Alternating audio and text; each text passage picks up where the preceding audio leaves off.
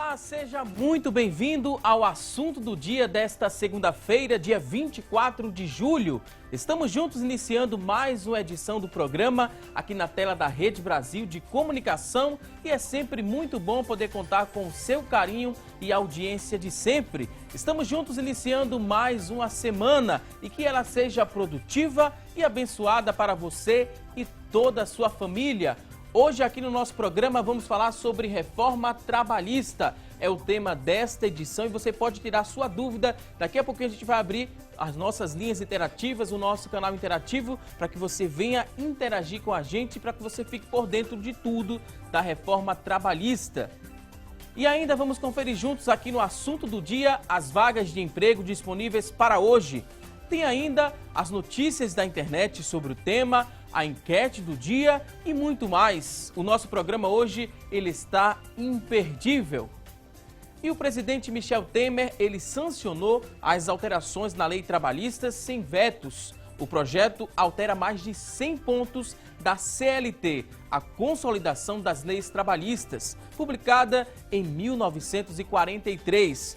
O eixo central da proposta é permitir que as negociações entre empresas e empregados ou entre sindicatos e empregados tenham valor legal, o chamado acordado sobre o legislado. Daqui a pouquinho a gente vai entender o que é que significa esse termo e vamos entender muitas outras coisas sobre o tema.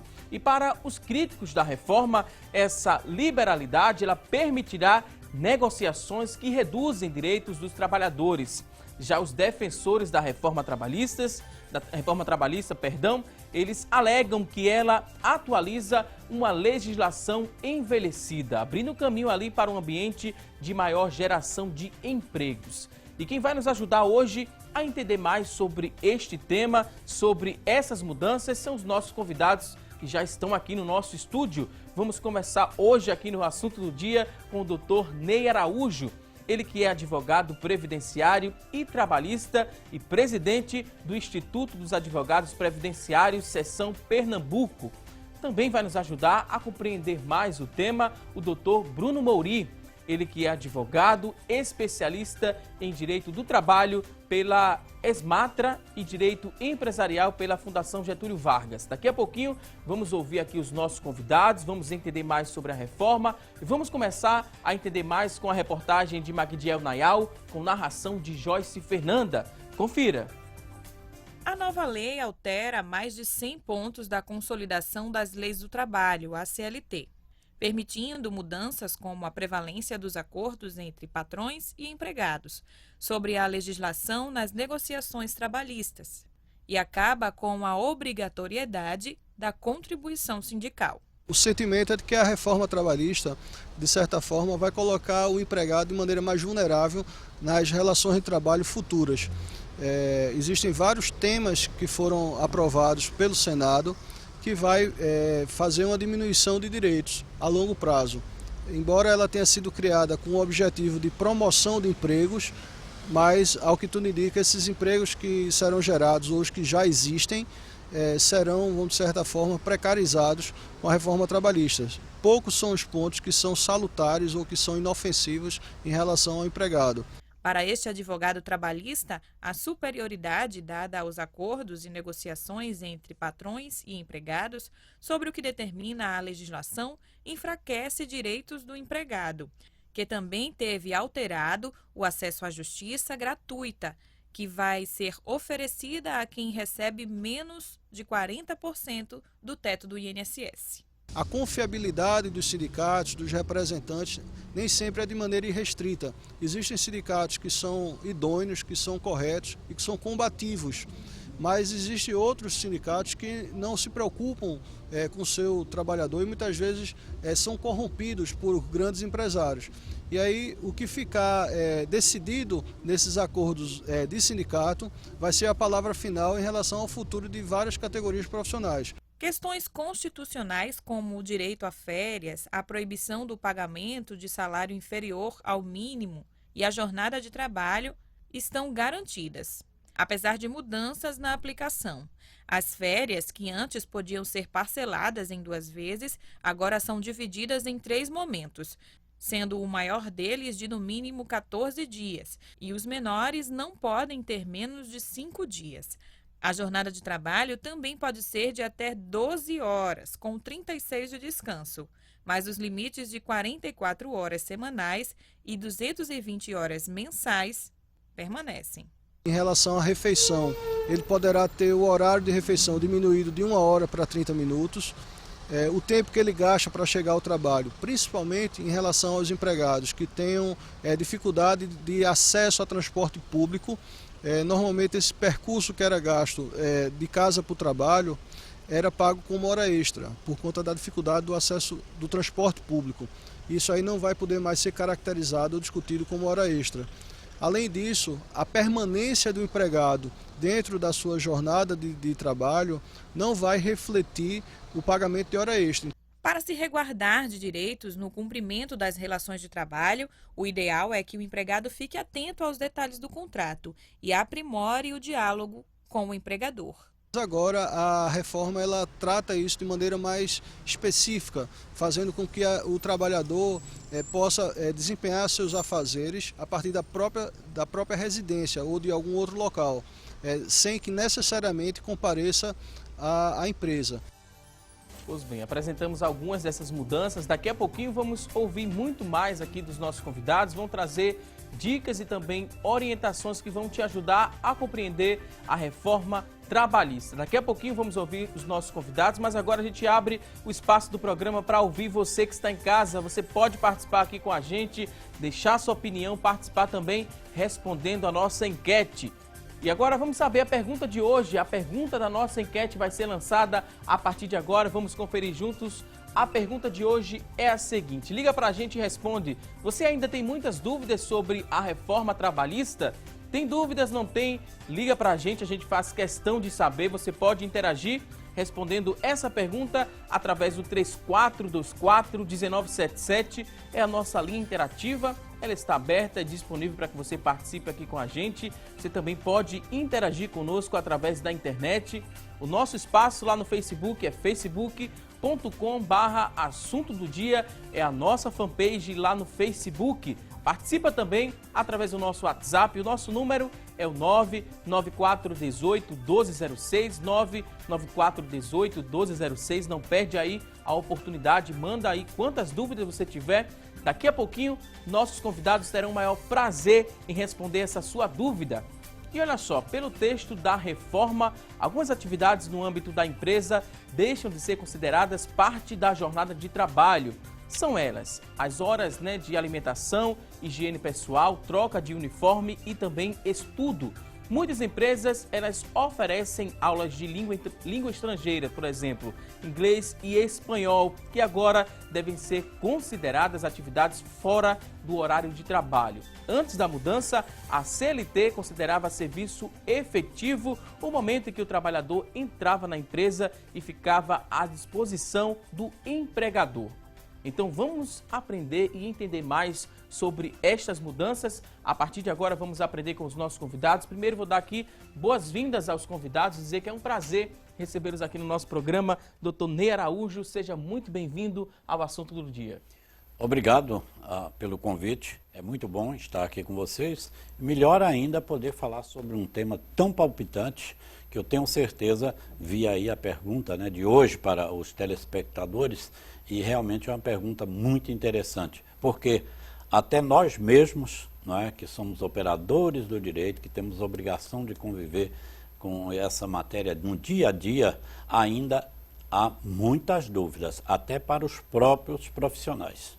Também queria dar as boas-vindas aqui ao Dr. Bruno Mouri. Seja muito bem-vindo aqui ao nosso programa. Bom dia, eu que agradeço aí a oportunidade. É como o Dr. Ney falou, realmente é um assunto muito recente, muito novo, que gera dúvidas não só na população, nos trabalhadores, nos empregadores, mas até mesmo em nós que somos os operadores do direito.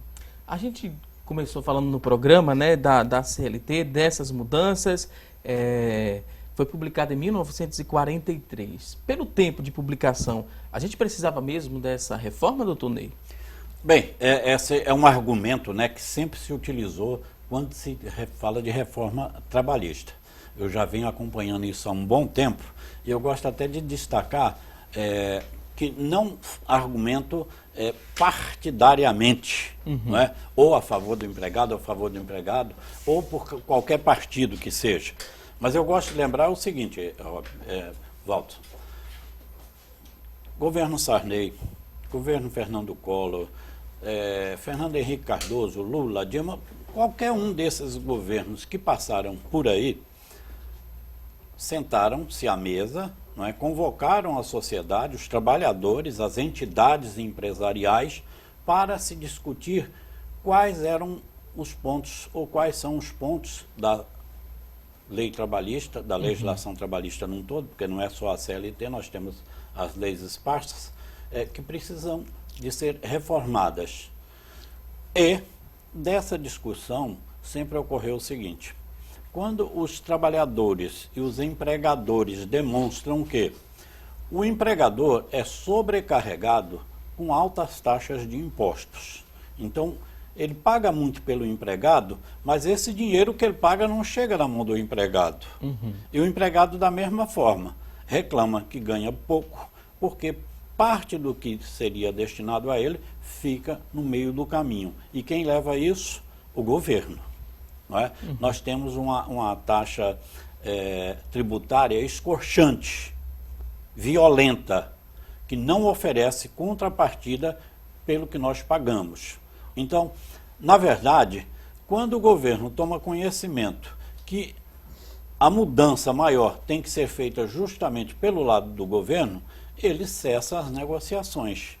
E agora nós tivemos a reforma, a chamada reforma trabalhista, mas que penalizou muito o trabalhador, muito o trabalhador. E eu tributo isso a que trabalhadores e empresários não tiveram a força necessária para corrigir o que tem que ser corrigido. Ou seja, essa violenta carga tributária e penalizando muito mais o menos favorecido. Então, eu entendo que essa reforma está sendo prejudicial tanto ao empresário como ao trabalhador, porque ela vai continuar a deixar sendo retirado o dinheiro do mercado, a classe trabalhadora vai estar enfraquecida com terceirização, com trabalho intermitente, com jornadas alongadas. Nós vamos ter muitos acidentes de trabalho, muito mais, e já somos recordistas nisso, mais adoecimentos,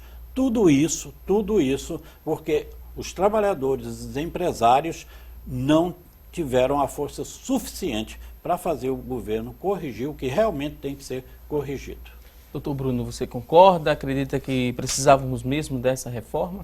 Olha, como foi dito aqui no programa, a legislação trabalhista ela é da década de 40, da época do governo Vargas. Naquela época havia uma tendência, que não era só uma tendência brasileira, mas uma tendência mundial, da intervenção do Estado nas relações privadas, especialmente nas relações do trabalho. Essa tendência mundial ela foi mudando com o passar dos anos, e hoje a tendência é no sentido do Estado intervir o mínimo possível nas relações privadas e nas relações de trabalho. Eu acho que essa reforma ela vai muito de encontro a uma tendência que está ocorrendo no mundo, que é do Estado intervir cada vez menos nas relações privadas. Agora, como toda reforma, e como essa reforma ela foi extremamente extensa, como você disse na abertura do programa, foram mais de 100 dispositivos alterados, eu considero que é impossível alguém dizer que é totalmente a favor da reforma ou totalmente contra. É preciso separar o joio do trigo. Existem dispositivos realmente prejudiciais aos trabalhadores e existem diversos avanços, porque é importante que se saiba também que é preciso criar um ambiente de negócio favorável para que as empresas possam produzir, para que haja empreendedorismo no nosso país.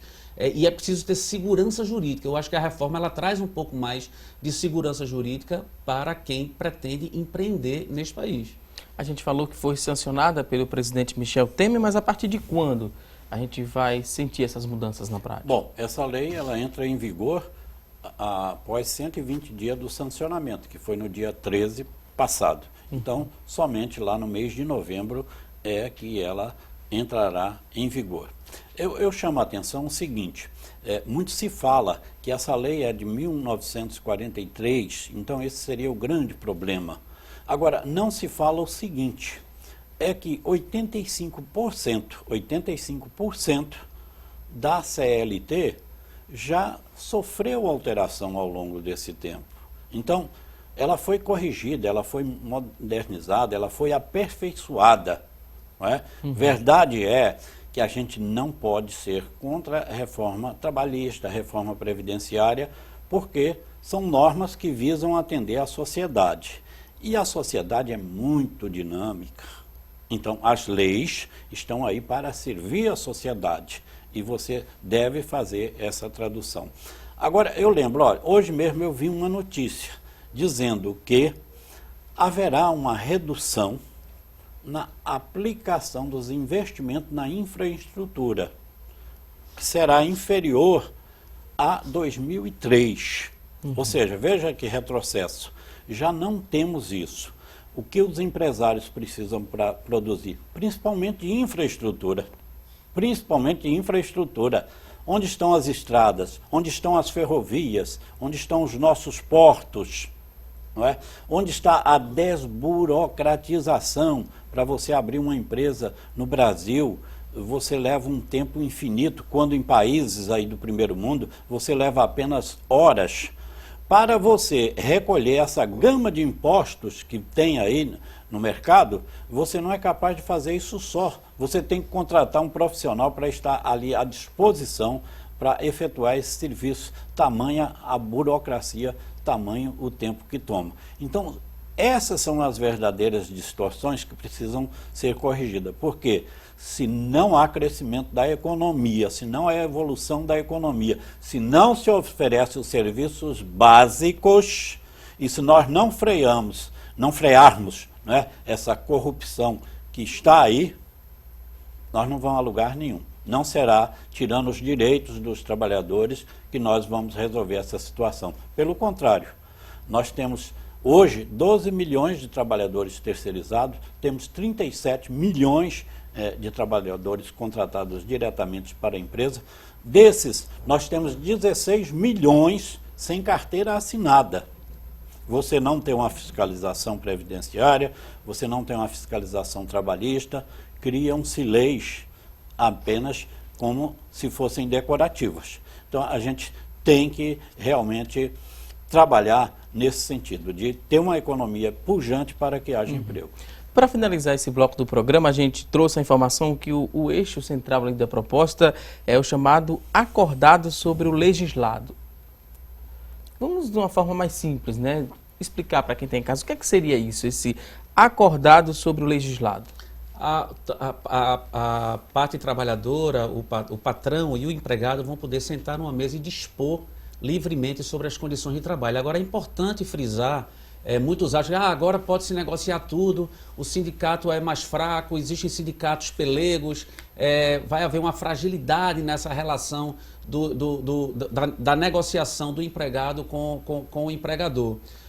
Mas, na verdade, é bom que se frise que a própria reforma garantiu aquilo que o empregado e que o patrão não vão poder dispor de forma alguma. Por exemplo, o valor nominal do 13º salário, não vai poder existir acordo ou convenção coletiva que trate, por exemplo, da questão da aposentadoria do trabalhador, do seguro-desemprego, os limites das jornadas constitucionalmente previstos na Constituição Federal, elas estão previstas. Então, assim, os direitos básicos do trabalhador, eles não vão poder ser modificados em razão de acordo ou convenção coletiva de trabalho. Eu concordo com absolutamente tudo que o doutor Ney colocou em relação à infraestrutura, em relação à corrupção, em relação a tudo isso, mas é preciso avançar e modernizar realmente a legislação trabalhista, permitindo um melhor ambiente de trabalho e a melhor segurança jurídica para aqueles que pretendem empreender nesse país. Eu posso dar um exemplo básico e rápido, por exemplo, de uma norma que foi modificada na CLT, que é a questão das horas de deslocamento, as chamadas horas itineres, né? Quando a gente fala na questão das horas de deslocamento, que antes o deslocamento do trabalhador de casa para o trabalho e do trabalho para casa, se for no local de difícil acesso e não servido por transporte público regular, esse período de jornada era computado na jornada de trabalho do trabalhador. Agora, a reforma trabalhista suprimiu isso. Há quem ache isso uma coisa injusta, mas imagine um pequeno empreendedor, um empreendedor que usa até a sua família no negócio, lá no interior, num grotão do interior do Brasil, que quer, por exemplo, contratar mais 10, 15 funcionários para trabalhar na agricultura e muitas vezes essas pessoas trabalham naquela pequena cidade do interior e tem que se deslocar muitas vezes 30, 40, 50 quilômetros até o local de trabalho. Este período, o pequeno empreendedor ter que pagar isso como jornada, eu considero isso um desestímulo ao empreendedorismo no nosso país. Então, é preciso separar o joio do trigo realmente. Quando a gente vê os exemplos, a gente imagina uma grande empresa explorando muitas vezes um pobre coitado de um trabalhador. Mas muitas vezes a gente precisa analisar os exemplos sob o ângulo do pequeno, do micro e pequeno empreendedor, que muitas vezes se vê de mãos atadas para empreender e para investir no país por conta de uma legislação que não permite flexibilizar, que não permite fazer com que ele sente numa mesa com o seu funcionário para dispor sobre questões pontuais acerca da sua relação de trabalho que ele vai ali manter. Agora a gente vai a um rápido intervalo, daqui a pouquinho tem mais assunto do dia. Até já!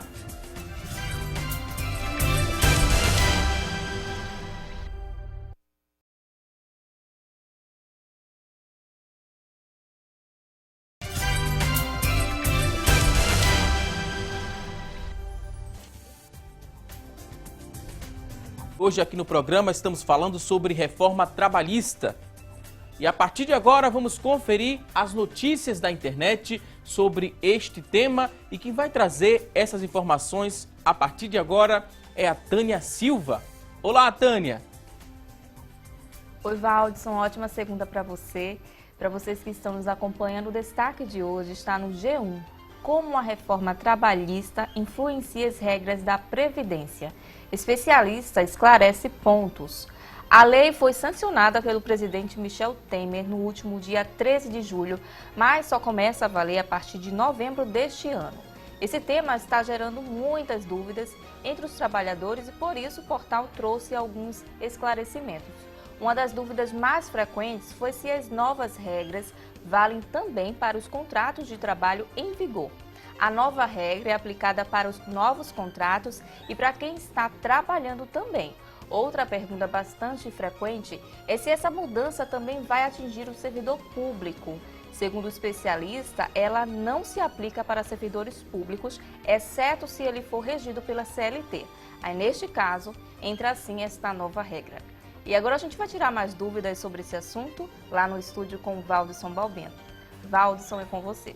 Ok, Tânia Silva, muito obrigado por essas informações e por falar em dúvidas. Separamos aqui um ranking, de várias dúvidas que estão aparecendo, principalmente na internet. Muita gente, quando tem dúvidas, acessa lá a internet para esclarecer essas dúvidas. E a gente separou aqui algumas dessas perguntas e vamos repassar para os nossos convidados de hoje. Vamos conferir aqui no nosso telão as principais dúvidas sobre a reforma trabalhista. Em relação à demissão de comum acordo, ela vai abranger apenas novos contratos ou todos os contratos serão contemplados? O que é que a gente poderia responder para o nosso telespectador em relação à demissão de comum acordo? Bem, como eu disse já no programa, essa nova lei entra em vigor em novembro.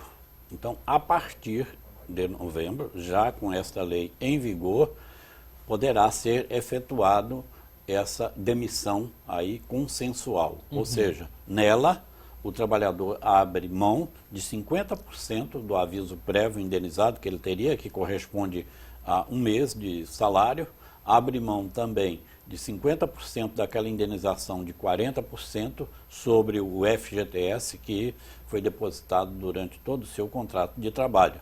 E, no caso, ele perde direito ao saque do seguro-desemprego. Então, por enquanto, não está valendo essa regra. Ela só valerá a partir de novembro, quando em vigor essa nova lei. Ok, vamos agora a uma próxima dúvida. Temos aqui outra pergunta sobre a reforma trabalhista. E a reforma ela vai acabar com os acordos coletivos? Muito pelo contrário, ela privilegia os acordos coletivos, aquilo que nós estávamos conversando antes. A negociação entre a parte patronal e a parte trabalhadora é que vem sendo extremamente estimulada pela reforma. Ok, vamos agora responder uma próxima dúvida. Dúvidas frequentes na internet sobre a reforma trabalhista. Como é que fica a contribuição para o sindicato? Essa é uma dúvida comum também que a gente encontrou lá na internet. Pois é, esse é um assunto discutido há muito tempo e que, inclusive, eu sou favorável à extinção da contribuição sindical. E a lei aprovada deixou como facultativa essa situação. Ou seja, só vai haver aquele desconto anual, que para o empregado é no mês de março, correspondente a um dia de salário. Isso é efetuado obrigatoriamente, compulsoriamente. A partir da entrada em vigor dessa lei, aí só vai haver esse desconto se expressamente o trabalhador autorizar. O que é evidente, os sindicatos já não estão contando mais com essa contribuição. Eu disse de início que sou favorável à extinção. Agora, eu entendo que ela deveria ser gradual. Por exemplo, num prazo de 5 anos. No primeiro ano, reduziria 25%, no outro ano, 50%, e assim até chegar a zero. Pelo menos seria o prazo que os sindicatos teriam para se fazer essa adaptação. Porque, como já foi dito aqui, a lei traz a prevalência de um negociado sobre o legislado. E isso, inclusive, já houve manifestação da OAB, da Associação dos Juízes Federais, do Ministério Público do Trabalho, da Associação Nacional dos Magistrados Trabalhistas, que ela fere o que está na Constituição Federal. Então, isso aí será certamente motivo de ação de inconstitucionalidade por essa situação. Aliás, alargaram demais. Hoje, inclusive, você tem as normas de segurança e medicina do trabalho que está se permitindo até que se faça por meio de acordo individual. Por exemplo, trabalhar 12 por 36 horas, que só é permitido em convenção coletiva, agora se permitirá individualmente estabelecimento para qualquer categoria de trabalho de 12 por 36 horas e até sem intervalo intrajornada. Até sem intervalo intrajornada. Imagine o absurdo que isto é, imagine como vai aumentar o número de acidentes de trabalho, imagine como vai causar mais doenças. Por quê? Doenças ocupacionais, né, as doutor? pessoas, depois de um determinado tempo, depois da 6ª hora de trabalho, elas não conseguem manter mais aquela mesma atenção, elas não conseguem manter mais aquele cuidado. E com isso vem o estresse, e com isso vem a desatenção, e com isso o crescimento dos acidentes de trabalho. Quer complementar, doutor Bruno? Pode ficar à vontade. Não, a jornada 12 por 36, só um comentário sobre a jornada 12 por 36. A gente tenta evitar nesses debates da reforma trabalhista, eu particularmente tento evitar nesses debates da reforma trabalhista a dicotomia, né? Essa coisa de fulano é contra a reforma, Beltrano é a favor da reforma, porque, como eu disse antes, ela de tão extensa, você encontra pontos positivos e pontos negativos. Mas sobre a jornada 12 por 36, que o doutor Ney acabou de comentar, você pode ter certeza que se você perguntar para a classe trabalhadora se ele prefere trabalhar 12 horas por dia e descansar 36, eu tenho certeza absoluta que ele vai preferir isso, a maioria, né? Evidentemente que você vai encontrar as exceções aí, mas a maioria prefere trabalhar 12 horas e descansar 36 do que trabalhar numa jornada dita normal. E se não me falha a memória, doutor Ney, eu acredito que mesmo na jornada 12 por 36, salvo engano, posso estar equivocado, como falamos no início do programa, a reforma é nova para todos nós, inclusive para os operadores de direito, mas salvo engano, na jornada 12 por 36 há uma ressalva lá de sendo respeitado o intervalo para a refeição. Salvo engano, não sei se eu estou equivocado. Não, está equivocado. Está equivocado porque o que ela fala é que, em não havendo o descanso de pelo menos 30 minutos, terá que ser pago esse intervalo. Não poderia ser de forma diferente. Eu concordo também com o doutor Bruno, há pontos positivos nessa reforma. Por exemplo, o depósito recursal para as microempresas, ele vai ser reduzido pela metade. Um ponto positivo. Há outros pontos positivos? Sim, há pontos positivos. Agora, a reforma num todo, ela foi botada goela abaixo, de repente apareceu um substitutivo com mais de 100 emendas ao que tinha sido ao projeto inicial, não houve tempo nem das entidades se manifestarem, não houve a discussão da reforma. Então, a reforma, no geral, ela veio muito, muito ruim. Agora, é evidente que tem pontos ali que podem servir e serve como esse aqui que eu destaquei, o doutor Bruno já destacou. Agora, não há também nenhum dado dizendo que os empregados preferem trabalhar 12 horas e descansar 36. Pelo contrário, o que nós temos aí na área de saúde, em que isso se faz demais, é justamente um adoecimento maior.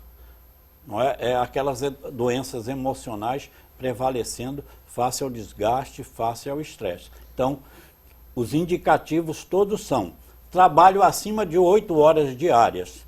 São justamente um dos maiores causadores de acidentes de trabalho. Agora imagine trabalhar 12 horas sem intervalo. Vou fazer só um comentário a respeito dessa questão do tempo em que essa reforma trabalhista se processou. Nós no Brasil somos tão acostumados com a ineficiência que nós achamos que um processo legislativo que dure 4, 5, 6 meses é um processo rápido. Na verdade, nos países desenvolvidos, um processo legislativo, a discussão em torno de um assunto desse, ele demora esse tempo mesmo. A coisa tem que ser rápida mesmo, porque nós nos acostumamos no Brasil com uma coisa chamada ineficiência. Na verdade, um processo legislativo que funcione, ele tem que ser célere mesmo, ele tem que ser rápido, as discussões têm que ser rápidas, têm que ser efetivas, tem que ser transformado em lei logo para fazer a coisa acontecer. Nós estamos acostumados no Brasil, nós temos projetos de lei no Brasil que tramitam no Congresso Nacional desde a década de 90. Então, nós temos que ter um processo legislativo que efetivamente seja célere e que venha a virar lei. Eu queria voltar só naquele ponto rapidinho da questão do acordo, da demissão combinada entre as partes, né? Que, na verdade, a gente, quando vê esses exemplos, é sempre bom a gente imaginar também o exemplo daquele trabalhador que quer sair da empresa, que quer pedir uma demissão. Muitas vezes ele quer fazer uma viagem, ele quer morar fora, ele quer morar em outra cidade, ele precisa ele conseguir um novo emprego, ou ele precisa estudar, ele precisa parar de trabalhar, muitas vezes ele quer pedir a demissão. E aí a reforma vem e permite que esse trabalhador ele receba 50% do aviso prévio e ele saque o seu FGTS, com, se não me engano, 80%, e metade da multa de 40% do FGTS. Então, na verdade, quando a gente olha para a reforma, a gente tem vários ângulos em que a gente pode encará-la. A gente pode encará-la como o trabalhador está perdendo 50% do aviso prévio, 50% da multa de 40%, mas a gente pode encarar pelo ângulo também do trabalhador estar ganhando 50% ou do aviso prévio e da multa de 40%. Nesses casos em que ele iria pedir a demissão, quando ele pode hoje, ele tem um mecanismo hoje legislativo de pedir para o seu empregador em que ele faça esse acordo para não deixar de auferir, por exemplo, metade da multa de 40% ou metade do aviso prévio. Então, tudo é uma questão de ver as coisas, aquela questão do copo meio cheio ou copo meio vazio, né? Ok, vamos ver agora a próxima dúvida aqui, uma dúvida bastante comum em relação à reforma, e a dúvida é a seguinte: com a reforma trabalhista, pode haver aumento no número de empregos? Não acredito que essa reforma trará aumento no número de emprego. Pelo contrário, haverá, com a reforma e a terceirização, nós vamos assistir uma precarização. Como eu já disse, nós temos hoje 12 milhões de empregados terceirizados e temos 37 milhões contratados diretamente pelas empresas. E aí eu vou falar em números, eu não vou falar em opinião minha, eu vou falar em números do mercado. Em cada 10 acidentes de trabalho, 8 são com terceirizados. O trabalhador terceirizado ganha, em média, 30% a menos do que o trabalhador contratado diretamente pela empresa. A rotatividade do trabalhador terceirizado também é bem maior. Enquanto o contratado diretamente pela empresa passa lá 5,8 anos, o terceirizado passa apenas 2,7 anos. Nós vamos ter aí, e aí este eu considero um absurdo, uma aberração, o chamado trabalho intermitente. E o que é esse trabalho intermitente? O trabalhador é contratado pelo empregador e ele é avisado com 3 dias de antecedência quando houver trabalho a ser executado. Ele, então, terá um dia útil para responder se vai ou não poder executar aquele trabalho para o qual ele está sendo convocado. Mediante isso, ele pode trabalhar só 1 hora, ou 2 horas, ou 3 horas, ele vai trabalhar pelo tempo que ele foi convocado pelo empregador. E o que se enxerga nisso? Olha, se enxerga nisso que vai haver uma transferência, de uma transferência dos riscos da atividade do empregador para o empregado. Consequentemente, você vai ter uma situação precarizada. E empregados poderão perder os seus postos de trabalho para que sejam jogados na terceirização, para que sejam jogados no contrato de trabalho intermitente. Então, você não tem aumento de emprego se você não tiver crescimento da economia. Quando o empregador contrata, ele contrata um empregado para obter lucro sobre ele. Isso é mais do que justo. Ele está empregando um capital, ele está investindo um capital para que ele reverta em lucro. Né? Isso é o ideal, não é? Que ele tenha o maior lucro possível, mas sem que o trabalhador perca as suas condições, perca os seus direitos, tenha os seus direitos precarizados. Portanto, não vai o empresário só contrata quando ele sabe que tem produção a ser efetuada. Não é? Quando ele enxerga naquele trabalhador que ele vai traduzir o seu trabalho em lucro para ele. Não é porque o trabalho não é porque o valor do salário é menor que ele vai fazer a contratação. Doutor Bruno. A geração de emprego no nosso país, ela não depende só da reforma trabalhista, ela depende, como o doutor Ney falou no início do programa, de infraestrutura, ela depende de investimento, desoneração da folha de pagamento, que era uma coisa importantíssima. Eu acho que, inclusive, nós perdemos uma oportunidade nesse momento de se discutir isso, que aí se aproxima um pouco mais do que chamamos da reforma tributária, que era uma coisa extremamente essencial, né? A carga tributária desse país, ela precisa diminuir. Para quem empreende nesse país, precisa pagar menos imposto. O doutor Ney colocou muito bem que o empregado paga muito imposto. E a empresa, especialmente, paga muito imposto. A empresa é muito onerada com a folha de com os encargos incidentes sobre a folha de pagamento. Mas a reforma trabalhista é um item importante também para a geração de emprego. Ela sozinha não funciona, não resolve a questão do emprego. Sozinha ela não resolve. Mas ela é importante. Quando se dá segurança para que o empresário invista, o empresário vai investir. E eu quero lembrar que não existe empregado sem empregador, não existe trabalhador sem empresa. Então é preciso que a gente afaste essa dicotomia, essa coisa de o empregado contra o patrão contra o empregado. A reforma ela tem que ser encarada por todos como um viés para que a geração de emprego aconteça, para que haja um bom ambiente de negócio no nosso país. Porque se a empresa for bem, o trabalhador vai ser, de alguma forma, locupletado com isso também. Não se dá para...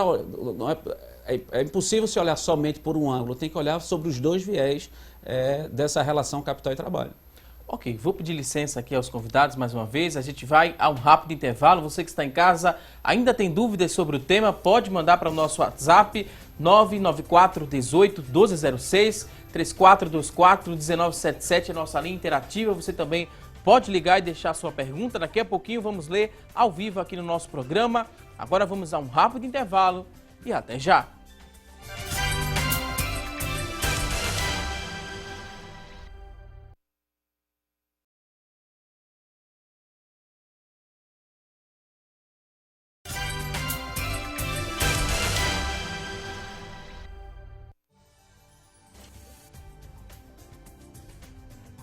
Voltamos com mais assunto do dia aqui na tela da Rede Brasil de Comunicação. Hoje estamos falando sobre a reforma trabalhista e no bloco anterior a gente deu início aqui a um quadro mostrando as principais dúvidas que encontramos lá na internet sobre o tema e a gente vai dar continuidade aqui mostrando essas dúvidas comuns aos trabalhadores e a gente está repassando e entendendo mais aqui com os convidados de hoje. E a próxima pergunta, essa pergunta agora diz o seguinte: a negociação entre empregador e empregado pode vir a mexer no salário mínimo e hora extra com essa reforma trabalhista? Bom, essa alteração que houve na legislação trabalhista, a chamada reforma trabalhista, ela foi por meio de lei ordinária. Portanto, ela não pode mexer naquilo que está determinado lá na Constituição. E isso são garantias constitucionais. Para mexer nisso aí, só se fosse a chamada PEC, não é? Que é a proposta de emenda constitucional. Nós, aqui, durante o programa, eu e o doutor Bruno, brilhante advogado, temos tido algumas divergências. No grosso, eu acho que posso dizer o seguinte: eu entendo que a reforma trabalhista é, sim, prejudicial ao trabalhador, não que ela não tenha pontos positivos. A mesma coisa, o doutor Bruno, acho que entende que nela não é prejudicial ao trabalhador e que também ela tem pontos positivos. Então, um debate de alto nível como esse é sempre bom. Essa questão do salário mínimo é cláusula pétrea, está na Constituição Federal, ela não pode ser alterada de forma alguma e ela realmente não foi alterada pela reforma. A questão da hora extra também tem a cláusula, tem artigo constitucional garantindo esse direito ao trabalhador. O que a legislação nova trouxe foi a possibilidade de empregado e empregador flexibilizarem a forma como a jornada se dará. Um exemplo importante disso, por exemplo, é a questão do teletrabalho, né, que foi regulamentada, não havia uma regulamentação anterior e agora foi regulamentada, né? As partes terão que dispor em contrato sobre como se dará essa execução desse serviço, né? O trabalhador trabalhando remotamente e trazendo aí uma garantia. A reforma traz essa garantia de que o mínimo, como salário mínimo e hora extra, por exemplo, é um exemplo disso, de que não será mexido com a reforma. Ok, vamos agora a uma próxima dúvida, uma dúvida comum que a gente encontrou lá na internet em relação às férias. Com as férias sendo parceladas, quando é que o valor de 1/3 ele vai ser pago ao trabalhador? Tem a opção de dividir até 3 vezes essas férias. 1/3 do que é pago vai ser pago em qual momento? Ela vai poder ser parcelada em 3 vezes. É importante que se diga que essa questão das férias depende da concordância do trabalhador, tá? A reforma garantiu isso, não é o empregador impondo, tá? Tem que ter a concordância do trabalhador. E esse 1/3, vocês têm ideia de quando vai ser pago? Eu entendo que as férias, que pouca gente sabe, as férias, o gozo delas é determinado pelo empregador, não é? Depois de 1 ano de atividade, você adquire direito a 30 dias de férias e o empregador é que determina o gozo dessas férias, a data em que elas deverão ser gozadas. Exceção, como por exemplo, para estudante, não é? Aí não pode ser por determinação do trabalhador, do empregador, já está lá descrito na lei. Quando a pessoa entra em gozo de férias, o pagamento deverá ser efetuado pelo menos 2 dias antes, certo? E as férias compreende o quê? Compreende 30 dias de férias acrescida de 1/3, que são mais 10 dias, não é? Então você teria uma férias aí com um valor importando em 40 dias. Eu entendo que esse pagamento deve ser efetuado antes da entrada do gozo das férias. Okay. Agora, questão interessante que a gente está falando aqui, o doutor Bruno, inclusive, falou agora sobre o teletrabalho, não é? Veja o que foi colocado no teletrabalho. O empregador, nesta atividade, não terá direito à hora extra, não terá direito a adicional noturno, não terá direito a intervalo. Nós sabemos que hoje, aquele empregado que vai trabalhar na casa dele, ele pode ser controlado eletronicamente.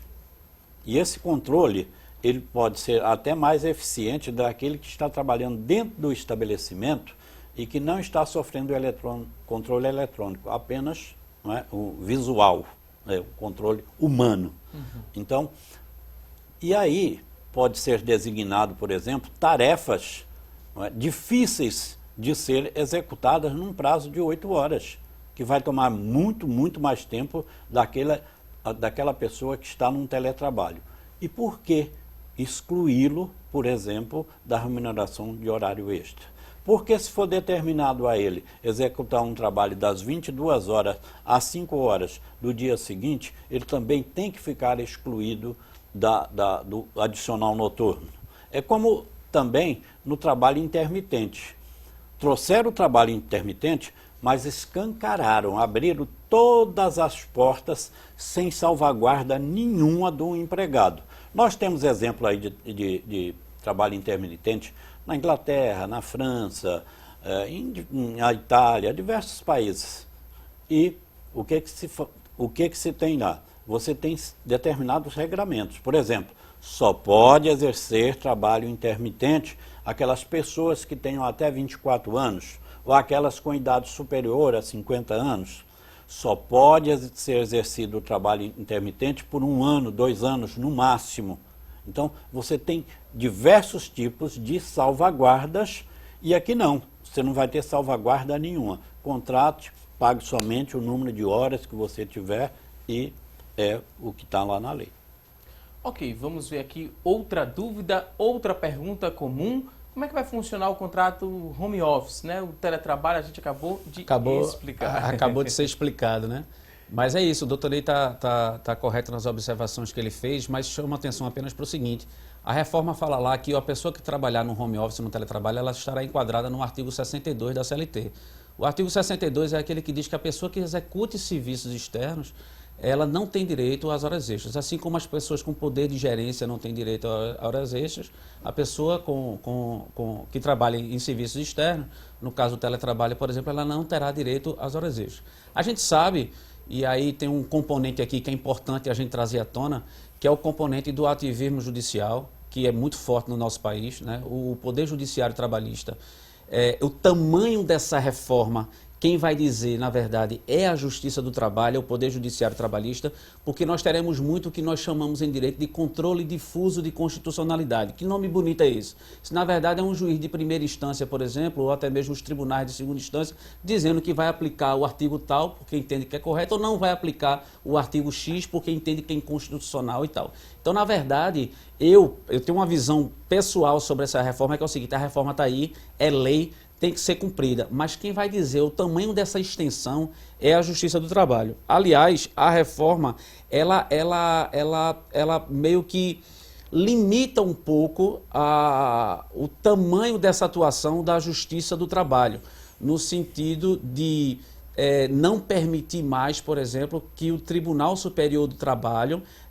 altere súmulas de jurisprudência quando ele bem entender, porque é o que estava acontecendo antes, quando na verdade hoje, com a reforma, tem que ter uma composição mínima lá do Tribunal Pleno, do Tribunal Superior do Trabalho, tem que haver uma série de decisões no mesmo sentido para que isso venha a virar um conjunto de decisões que possam fazer com que o tribunal edite a súmula. Porque o que estava acontecendo antes, é importante que todos saibam, é que os magistrados, os ministros do Tribunal Superior do Trabalho se reuniam numa sala como essa e decidiam alterar de uma hora para outra uma súmula de jurisprudência, fixando obrigações, alterando as regras, vamos chamar assim, as regras do jogo, trazendo insegurança jurídica para quem empreende neste país, trazendo insegurança jurídica para todos. Isso foi a reforma meio que freou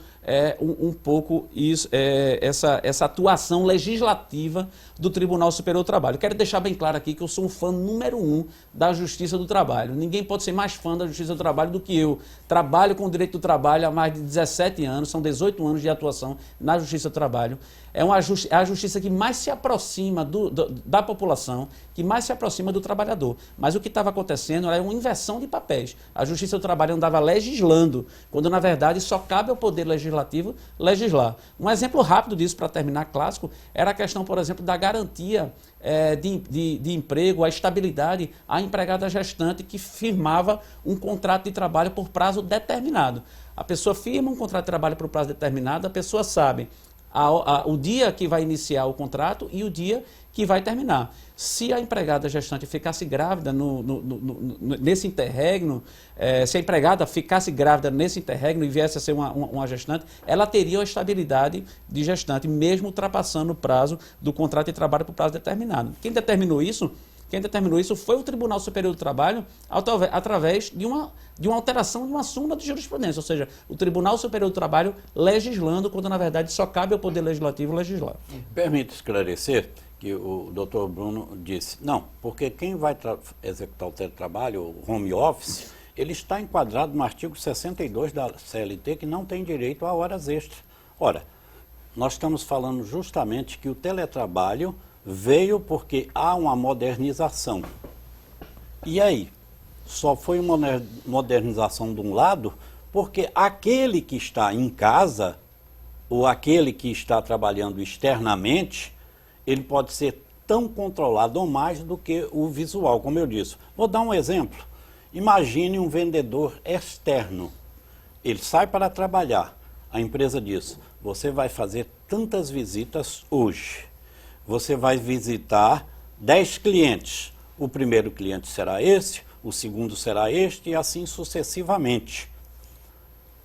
A empresa tem um controle da hora que ele chegou no primeiro cliente, do tempo que ele passou naquele cliente, do tempo que ele se deslocou do primeiro para o segundo cliente, do tempo que ele vai passar no segundo cliente. Ela tem um controle absoluto de todo o deslocamento deles, porque hoje você tem a aparelhagem que lhe permite fazer esse controle externo.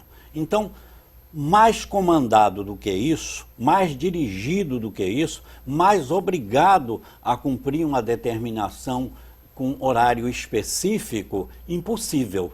E por que, então, essas pessoas teriam que ficar à margem, por exemplo, da percepção de um horário extra ou de um adicional noturno? Com relação à Justiça do Trabalho, aí essa reforma é escancaradamente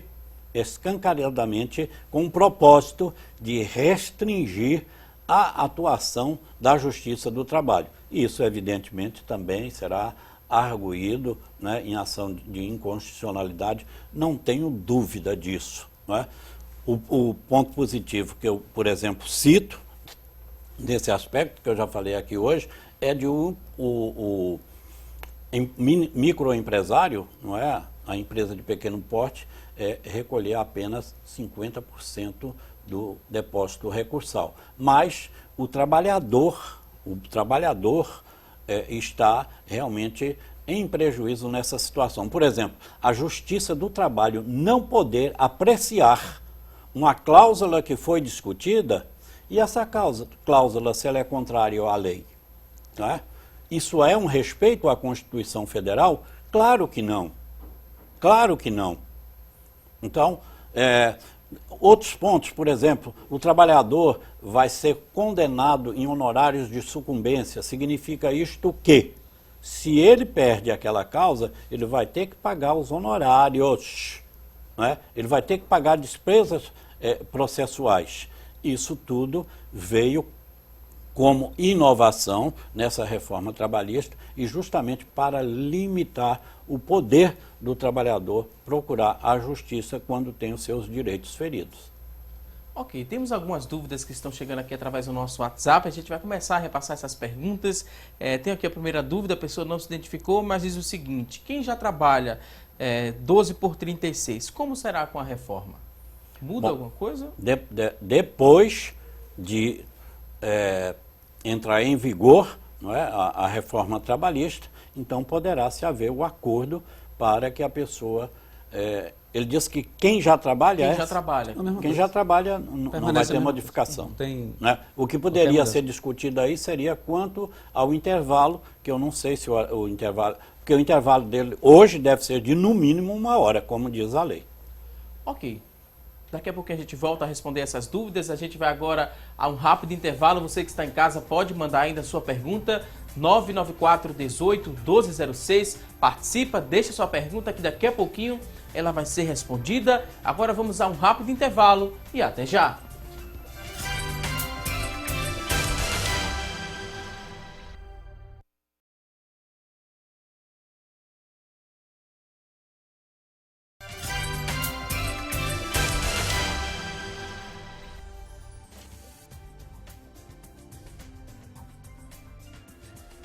Voltamos com mais assunto do dia e a partir de agora vamos conferir as vagas de emprego disponíveis para hoje. Boa sorte!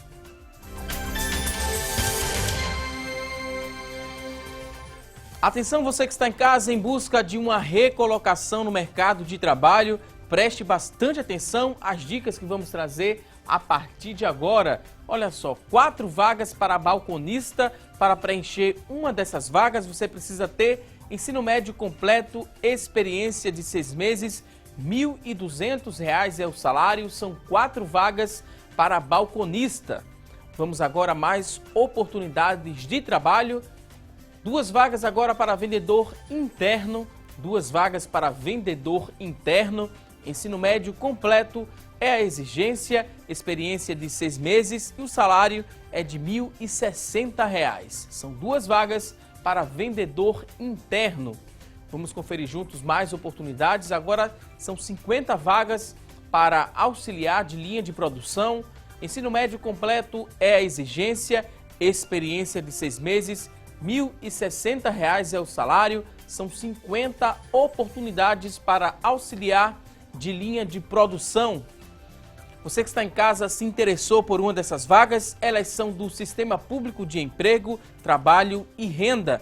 Ele fica localizado ali na Avenida Rio Branco, número 155. Avenida Rio Branco, número 155, e o telefone para contato é o 3355-2900, 3355-2900. A você que está em casa em busca dessa recolocação no mercado de trabalho, muito boa sorte. A gente vai seguir aqui com o programa respondendo as perguntas. Chegaram várias dúvidas sobre o tema. Ligou pra gente, interagiu, foi o Anderson Braz, é a primeira dúvida. Ele que é do Engenho Velho, tem 36 anos e ele diz o seguinte: estou afastado da empresa há 2 anos e 3 meses. Só recebi o salário do INSS no primeiro ano. Tem um laudo que comprova que não estou habilitado para voltar a trabalhar. O que é que devo fazer, para receber esse benefício? O que é que a gente pode responder para o nosso telespectador? A pessoa que está em gozo de benefício de auxílio-doença, ela deve, por exemplo, quando faltar 15 dias para a cessação daquele benefício, ela deverá pedir a prorrogação. Agora, bem verdade que o INSS, quanto aos benefícios por incapacidade, que é o auxílio-doença, aposentadoria por invalidez, auxílio-doença acidentário, o INSS tem sido muito rigoroso mesmo, e tem cessado indevidamente diversos benefícios. Ele perguntou, de quem eu devo receber? Aí, se o INSS negou? Se o INSS negou, ele pode entrar com uma ação na justiça pedindo, que aquele benefício seja restabelecido. Agora, entre o período que o INSS cessar o benefício e que ele aguardar a decisão da justiça, ele tem que retornar à empresa. Tem sido muito comum situações onde o INSS nega o acesso ao benefício e o médico do trabalho da empresa nega que o trabalhador possa trabalhar. E aí esse período a gente chama de limbo previdenciário, né? Uma discussão na jurisprudência muito grande acerca de quem é a responsabilidade nesse período pelo pagamento, e a jurisprudência tem se inclinado por ser responsabilidade da empresa. Mesmo que o médico da empresa diga que ele não tem condições de trabalho, e mesmo que o INSS, por outro lado, está dizendo que ele não deve ir para o benefício. É uma situação que só no nosso país acontece. Neste caso, você tem a prevalência do órgão estatal.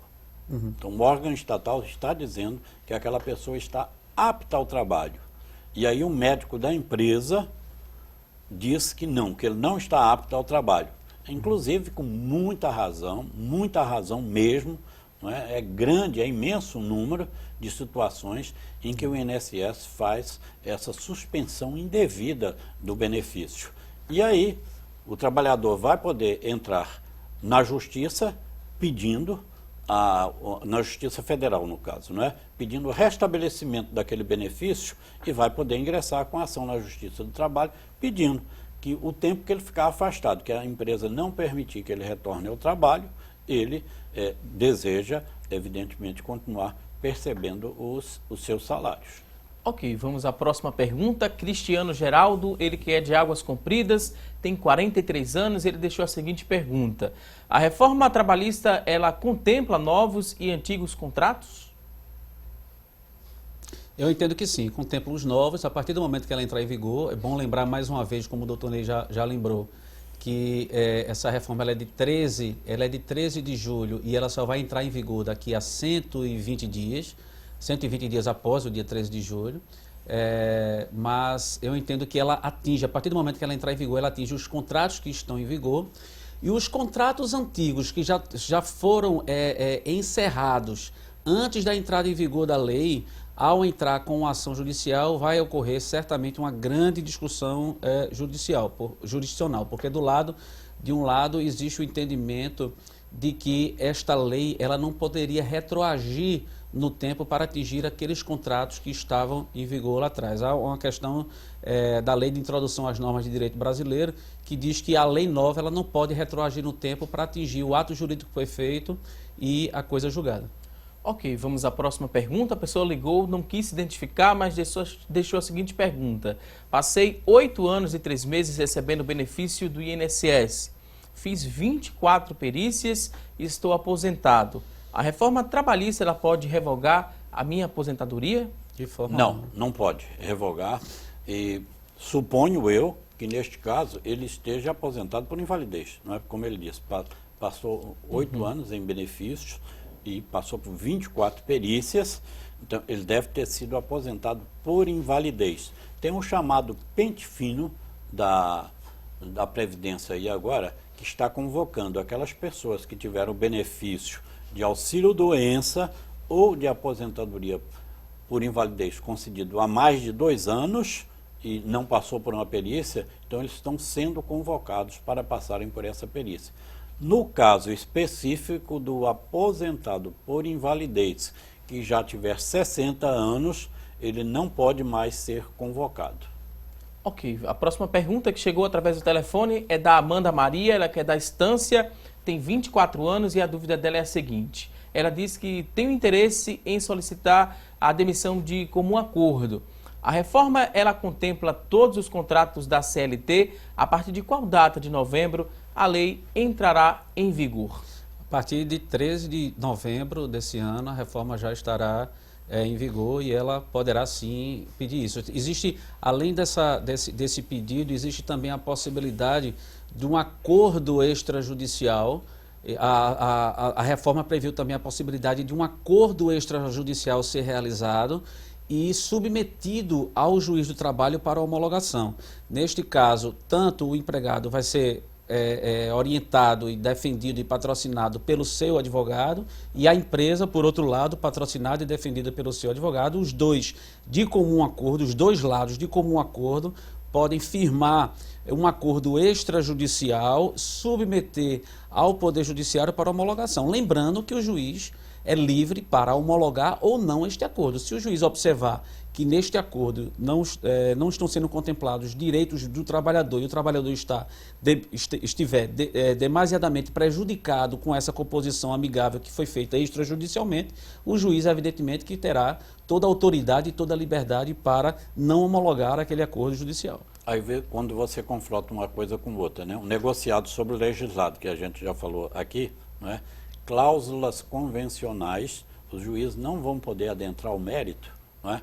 E aqui, nesse acordo extrajudicial, ele pode, quer dizer, está consagrado ao juiz, não é, que ele tem esse poder de análise, ele tem esse poder de julgar. É essa a função do juiz. Por isso, esses defeitos que a gente pode apontar aí nessa chamada reforma trabalhista e que vão levar mais ações ao judiciário. Outra pergunta aqui agora é do Adams, ele gostaria de saber a respeito desta hora de descanso, depois das 12 horas trabalhadas, que são as 36 horas. Deixa eu só interromper aqui, que a gente só pode responder as mensagens de textos. Tem muita gente ligando aqui, tem que ter paciência que a gente vai responder o maior número de perguntas, né, que der tempo aqui no horário do programa. Deixa eu voltar aqui para a dúvida do Adams, essa questão... Essa questão aí desse descanso é o seguinte... Você trabalha 12 horas e descansa 36 horas. Vamos ver se eu consigo formular aqui um exemplo. O doutor Bruno me ajude aqui, por favor. Imagine que um trabalhador esteja hoje trabalhando começou às 7 da manhã e vai terminar às 7 da noite. Então ele vai trabalhar 12 horas, 7 da manhã às 7 da noite. Aí ele vai descansar 36 horas. Como serão essas 36 horas? De 7 da noite de hoje até às 7 da manhã, será, né, dessa terça-feira, serão 12 horas. De 7 da manhã até as 7 da noite da terça-feira, amanhã, serão mais 12, portanto 24. E das 7 da noite de terça-feira até as 7 da manhã da quarta-feira são mais 12, portanto, Ou seja, ele voltará 36 horas. Ele voltará a trabalhar na quarta-feira, 7 da manhã. 7 horas da Então, manhã. ele começou a trabalhar hoje 7 da manhã, vai trabalhar até as 7 da noite de hoje. E volta a trabalhar nas 7 da manhã da quarta-feira, ou seja, então ele trabalhou 12 horas hoje e descansará 36 horas. Lembrando que nessa jornada 12 por 36 está garantido o limite máximo semanal de 44 horas semanais. Tá? A reforma ou prevê isso. 48 horas, contemplando aí 4 horas de extras.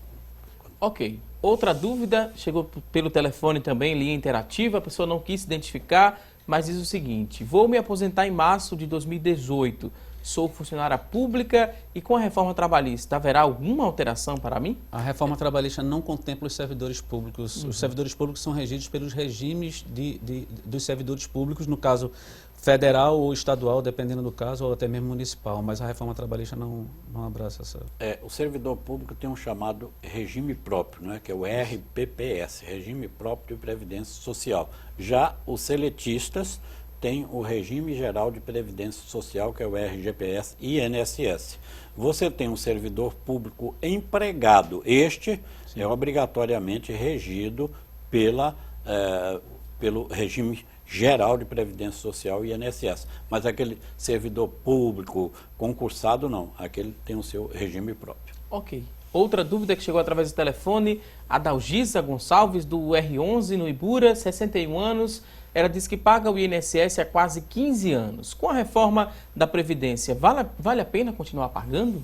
Bom, hoje, não é, com 60 anos de idade, ela já tem 61, ao completar 60 anos de idade, se ela já tivesse 15 anos de contribuição, ela já poderia requerer a sua aposentadoria por idade. A reforma da Previdência ainda não passou e só passará, não é, se a população quiser. Nós temos, inclusive, pesquisa do Datafolha que mostra que 71% da população é contrária à reforma da Previdência Social. Infelizmente, o Congresso que está aí não tem representado os interesses, não é, do povo brasileiro. Eles têm dado prioridade aos segmentos que, inclusive, hoje a maioria dos congressistas lá está lá porque está financiado por alguma empresa, tanto legal como ilegalmente. Então, é preciso que o povo realmente manifeste a sua contrariedade para que essa reforma não seja aprovada. E essa é a reforma mais urgente que temos nesse país, é a reforma política, né? Precisa mudar essa regra do jogo aí que está bem... Eu entendo que a tributária e a política, eu concordo exatamente com você. Tributária e política seriam as reformas mais urgentes. Temos aqui a dúvida da Juliana, da cidade de Tabajara, em Olinda.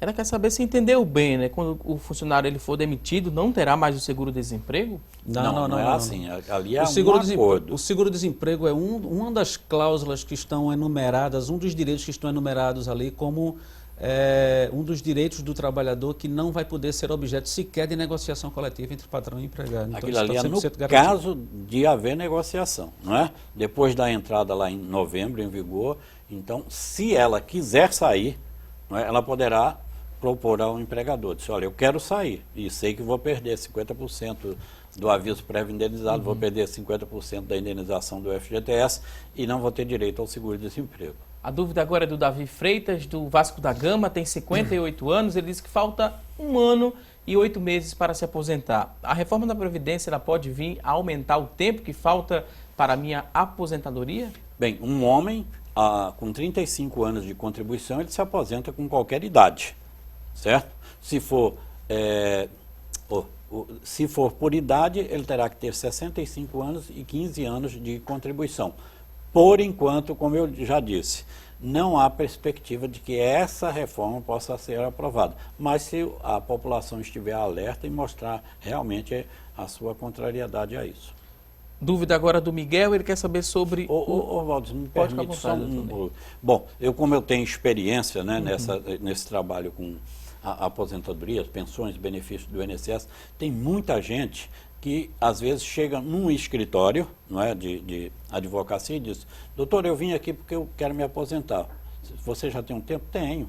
Aí você vai contar e não bateu aquele tempo, certo? Ou às vezes você sabe que está ali anotado na carteira dele, mas não está anotado lá no INSS. Então você precisa de corrigir essas distorções e aquele precisa sempre procurar um profissional para que possa programar essa aposentadoria e obtê-la no momento mesmo que for concretizado o direito. Ok. Dúvida agora do Miguel, ele quer saber sobre o FGTS. Será que vai ter alguma mudança após a reforma trabalhista? Não, em relação ao FGTS, a reforma trabalhista não contemplou qualquer tipo de mudança. Não se sabe se vai ter alguma mudança após a reforma. A única mudança que foi contemplada no FGTS diz justamente respeito a esse acordo que pode ser realizado entre empregador e empregado, para que, em caso desse acordo ser feito no ato da demissão, o trabalhador saque 80% do FGTS que está depositado e receba metade da multa de 40%. Essa é a única mudança em relação ao FGTS que a reforma trouxe. Tem aqui a participação do Claudionor Silva. Ele diz, o advogado Bruno Mouri, ele falou que as férias seria de comum acordo. Isto já... Deixa eu formar aqui, porque tem o corretor ortográfico que às vezes atrapalha na construção. Ele fala que caso o funcionário não aceite, né, essa questão das férias, ele será demitido. Nunca será como o empregado quer, essa questão das férias. Olha, eu conheço grandes empregadores, bons empregadores, pessoas humanas, honestas, e conheço os maus empregadores. Os maus empregadores, eles continuarão existindo, eles existiam antes da reforma e vão continuar existindo. Cabe todos nós que fazemos a sociedade, cabe ao poder público, o Ministério do Trabalho, o Ministério Público do Trabalho, todos nós combatermos aqueles que cometam os excessos. Mas o mau empregador, ele existia já antes da reforma e ele vai provavelmente continuar, provavelmente não, certamente vai continuar existindo após a reforma. Então a reforma, ela não vem acabar com a figura do mau empregador. Agora, ela traz mais segurança jurídica e a gente tem que privilegiar, isso sim, os bons empregadores. Porque, como eu falei, não existe empregado sem empresa. Temos aqui outra participação da Eli Claudino, ela dá parabéns aqui ao debate e ela concorda com o doutor Ney, ela disse que isso não é uma reforma, é sim uma lei terrorista para o trabalhador. Aqui é o ponto de vista da Eli Claudino, que participou com a gente. Bom, não vou a tanto não, mas que realmente eu julgo, fazendo aquela consideração geral que eu disse, né, ela veio sim prejudicar os trabalhadores. Não só os trabalhadores, veio prejudicar também os empregadores, porque eles sofrerão os reflexos. Com a precarização dos direitos dos trabalhadores, nós vamos ter uma restrição no mercado de consumo brasileiro. Consequentemente, a economia vai sentir esse reflexo que vai repercutir para todos nós. Ok, vou pedir licença agora aqui aos nossos convidados, a gente vai conferir o resultado da nossa enquete. Hoje fizemos aqui a seguinte pergunta: você que está em casa ainda tem muitas dúvidas sobre a reforma trabalhista? Olha só, 92% das pessoas que ligaram e participaram disseram que sim, que ainda tem dúvidas sobre a reforma trabalhista. 8% disseram que não. A você que ligou e participou, muito obrigado pelo seu carinho e audiência. Espero que essas explicações agora tenham ajudado você a tirar um pouco mais suas dúvidas. Queria agradecer os nossos convidados de hoje, dizer que foi um prazer recebê-los aqui no Assunto do Dia. Voltem mais vezes. Dr. Bruno Mouri, advogado e especialista em direito empresarial. Muito obrigado pela participação. O último recado agora, considerações finais, fique à vontade. Eu que agradeço pela participação. Para mim foi uma honra ter participado aqui ao lado desse grande jurista que é o doutor Ney. Já o conhecia de nome, não o conhecia pessoalmente e tive esse prazer hoje. E agradecer. E é preciso, minhas palavras finais é justamente no sentido de separar o joio do trigo. Né? Existem realmente algumas coisas negativas na reforma. O doutor Ney colocou aqui algo realmente que está na reforma que eu não concordo, que é o caso, por exemplo, do contrato intermitente. Eu acho que não é salutar para a relação empregatícia, mas existem diversas outras coisas positivas, como a fixação, por exemplo, de honorários sucumbenciais na Justiça do Trabalho. Isso é um pleito, inclusive, dos próprios advogados há muitos anos. A questão que eu mencionei aqui da jornada itinerante. Nós temos um dispositivo na CLT que prevê que a empresa que mantiver trabalhador sem carteira assinada vai ter que pagar uma multa por trabalhador de R$3.000. Essa multa anteriormente ela era de pouco menos de um salário mínimo, então houve um aumento nessa penalização. Então nós encontramos no meio da reforma diversos pontos positivos. É evidentemente que pontos negativos, com uma reforma que abrange mais de 100 dispositivos da CLT, nós também encontraremos. Então, o que eu acho que a reforma traz um pouco mais para o nosso país, eu estou seguro disso, é uma coisa chamada segurança jurídica. Traz mais segurança jurídica para quem empreende, transforma um ambiente de negócio no melhor ambiente de negócio para que haja o empreendedorismo, sobretudo do pequeno e médio empreendedor, e a partir daí, fatalmente, trazendo um melhor ambiente de negócio e trazendo mais empreendedorismo, provavelmente haverá mais geração de emprego no país. Muito obrigado, doutor Bruno. Também, doutor Ney Araújo, muito obrigado pela participação. Doutor Ney, advogado previdenciário e trabalhista e presidente do Instituto dos Advogados Previdenciários, Seção Pernambuco. Doutor Ney, considerações finais, fique à vontade. Quero agradecer aqui também o doutor Bruno Muri pela qualidade do debate, não é? E não esperava que fosse diferente. Tal é o conhecimento que detém o nobre advogado.